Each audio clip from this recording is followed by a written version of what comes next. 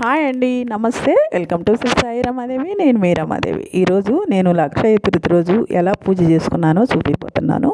అయితే నేను ఎప్పుడు ఎలా చేసుకుంటున్నానో చూపిపోతున్నానండి.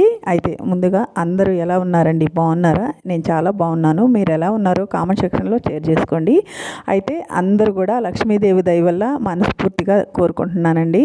అమ్మవారి దయ వల్ల అందరూ బాగుండాలి మనస్ఫూర్తిగా కోరుకుంటున్నాను. ఇక్కడైతే వీడియోలోకి వెళ్తే ఫస్ట్ మనం ఉదయాన్నే లేచినాక స్నానాలన్నీ కానించుకున్న తర్వాత ముందైతే గడప పూజ చేసుకోవాలి. గడపకి పసుపు కుంకుమ ఇంకా బియ్య పిండితో ముగ్గులు వేసుకొని చక్కగా అగరబత్తితో, ఎక్కడైతే మాకు గాలి తోలుతుందండి అందుకని నేను దీపం పెట్టలేదు, అగరబత్తితో పూజ చేసుకున్నాను.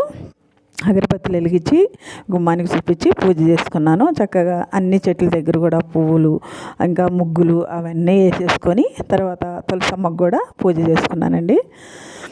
మనము ఏ పూజ చేసినా ఫస్ట్ గడపకి తులసమ్మకి చేసుకొని బయట చేసుకొని పోతేనే ఇంట్లో మనకి ఆ పూజ అనేది ఫలితం ఉంటుందండి. ఇక్కడైతే తులసమ్మ దగ్గర చక్కగా గంధం కుంకుమలు పెట్టుకొని పువ్వులు పెట్టుకొని అమ్మవారికి చక్కగా దీపారాజన చేసేసుకొని పూజ చేసుకున్నాను.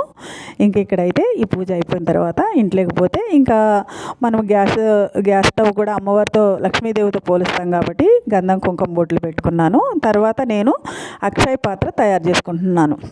ఈ అక్షయ పాత్ర నేను ఇంతకుముందు పెట్టుకున్నదేనండి. మనం మళ్ళీ పెట్టుకోవాలంటే సోమవారం కానీ బుధవారం కానీ తీసి శుక్రవారం రోజు మనం తయారు చేసి పెట్టుకోవాలి. నేను ముందు పెట్టుకున్నది కాబట్టి కొంచెం సాల్ట్ లోపలే ఉండిచ్చి తర్వాత తీసి క్లాత్ పెట్టి బాగా తుడిచానండి. తుడిచిన తర్వాత అప్పుడు నేను ఇక్కడ తుడిచి పక్కకు పెట్టుకున్నాను. ఇప్పుడైతే ఈ అక్షయ పాత్ర అందంగా అలంకారం చేసుకుంటున్నాను. అందంగా అలంకారం చేసుకుంటున్నానంటే అమ్మవారితో సమానం అక్షయ పాత్ర కదా. ఈ అక్షయ పాత్రని నేను కొంచెం అలంకారం చేసుకుందామని ఇట్లా కుంకుమ గంధములతో అందంగా అలంకారం చేసుకుంటున్నాను. ఇక్కడైతే ఇంకా నేను అందంగా గంధము ఇంకా కుంకుమతో అలంకారం చేసుకుంటున్నాను. తర్వాత ఇక్కడ ఈ బూదితో కానీ గంధంతో కానీ కుంకుమతో కానీ బొట్లు కూడా పెట్టుకుంటున్నానండి. పెట్టుకున్నాను చూడండి, చాలా బాగుంది. ఇలా అమ్మవారికి ఇష్టంగా ఉంటుంది ఇలా పెట్టుకోవడం వల్ల. తర్వాత ఇలా శ్రీమని కూడా రాసుకోవాలి. ఇంకా ఇలా తయారు చేసి పక్కకు పెట్టుకొని ఇప్పుడైతే ఒక ప్లేట్లో గంధం కుంకుమ బొట్లు పెట్టుకొని బియ్యం పోసుకోవాలి. కొన్ని బియ్యంలో పెట్టుకోవాలి. బియ్యం కానీ ధాన్యం కానీ గోధుమలు కానీ మనం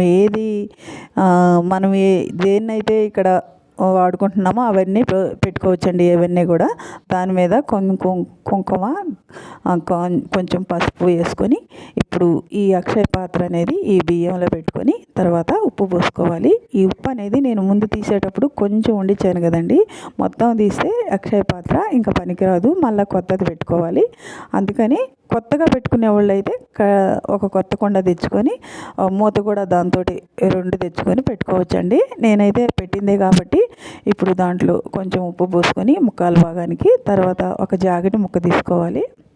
జాకెట్ ముక్క అంటే అంతా పట్టదు, కొంచెం ఒక సగం జాకెట్లో ఒక సగం ముక్క తీసుకున్నానండి నేనైతే.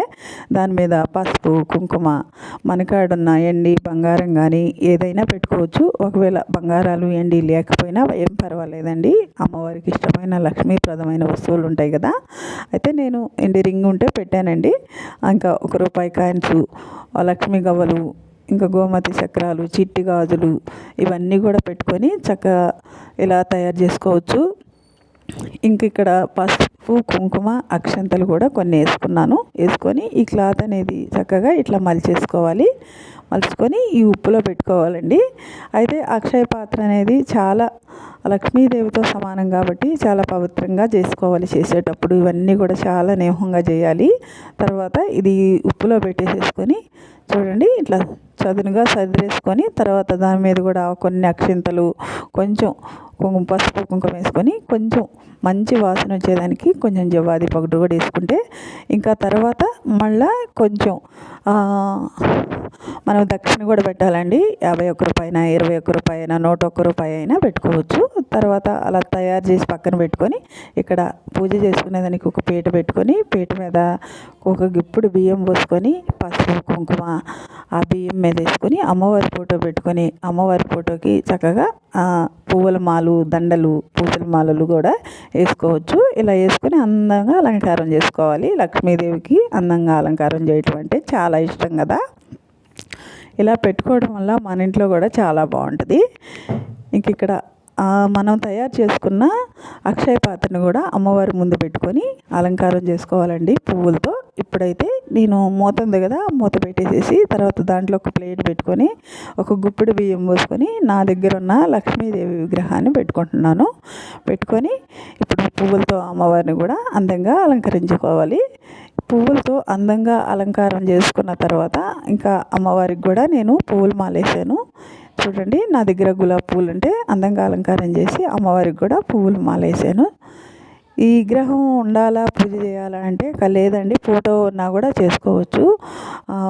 ఫోటో పెట్టుకొని అక్షయ పాత్ర పెట్టుకొని కూడా పూజ చేసుకోవచ్చు. అట్లా కూడా మంచిదే, మనకాడ ఉంటే పెట్టుకోవచ్చు, లేకపోతే లేదు. తర్వాత దీపం పెట్టుకొని దీపారాధన పెట్టుకొని దీపం పెట్టుకోవాలండి. దీపారాధన తయారు చేసుకుని వెలిగించుకున్న తర్వాత ఇప్పుడు చిన్న పీట తీసుకొని దీని మీద పసుపు రాసి బియ్యం పిండితో ముగ్గేసి పసుపు కుంకుమ వేసి తర్వాత ఒక తమలపాకు తీసుకొని గంధం కుంకుమ బొట్టు పెట్టుకొని దీని మీద ప్రమిద పెట్టుకొని ఇప్పుడు ఐశ్వర్య దీపం పెట్టుకోవాలి. ఐశ్వర్య దీపం అంటే ఉప్పు దీపము, అందరికీ తెలిసిందే.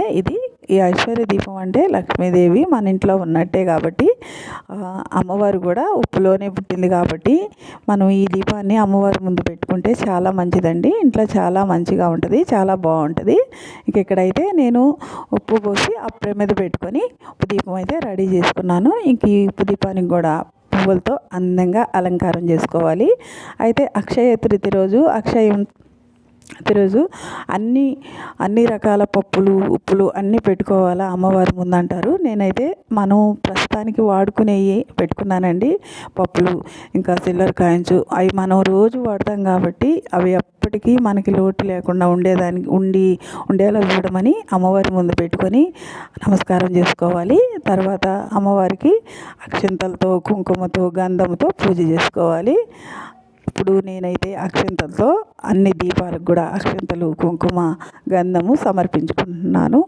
ఇంకా మనం దీపం పెడితే దీపం జ్యోతి పరబ్రహ్మ అంటారు కదా, దీపాలకైతే ముందు అక్షింతలు కుంకుమ గంధం సమర్పించిన తర్వాత ఇప్పుడు నేను ఐశ్వర్య దీపం కూడా పెట్టుకొని ఐశ్వర్య దీపానికి కూడా గంధము కుంకుమ సమర్పించుకున్నాను. తర్వాత ఇప్పుడు అమ్మవారికి గంధము కుంకుమతో పువ్వులు పుష్పాలు సమర్పించుకుంటున్నాను. ఈ గంధము కుంకుమ పుష్పాలు సమర్పించుకున్న తర్వాత ఇంకా తాంబూలం అయితే పెట్టుకోవాలండి. అక్షంతలు వేసుకొని తాంబూలం పెట్టుకొని పూజ చేసేటప్పుడు ఓం శ్రీ మాత్రే నమః ఓం శ్రీ మాత్రే నమః అనుకుంటూ చేసుకోవచ్చు, లేకపోతే అమ్మవారికి ఉన్న నామాలన్నీ చదువుకుంటూ చేసుకోవచ్చు. ఇంకెక్కడైతే తాంబూలం కూడా పెట్టినాక ధూపం కూడా వేసేసాను.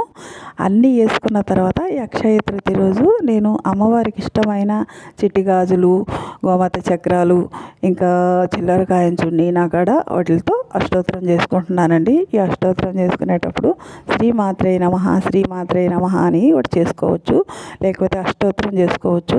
నేనైతే అష్టోత్తరాలు చేసుకుంటున్నాను ఫస్ట్, తర్వాత శ్రీమాత్రే నమః అనుకుంటూ కుంకుమ పూజ కూడా చేసుకున్నానండి. అయితే అక్షయ తృతీయ రోజు అక్షయంగా ఉండాలంటే ఎవరికైనా ఏదైనా దానం చేస్తే చాలా మంచిదంట.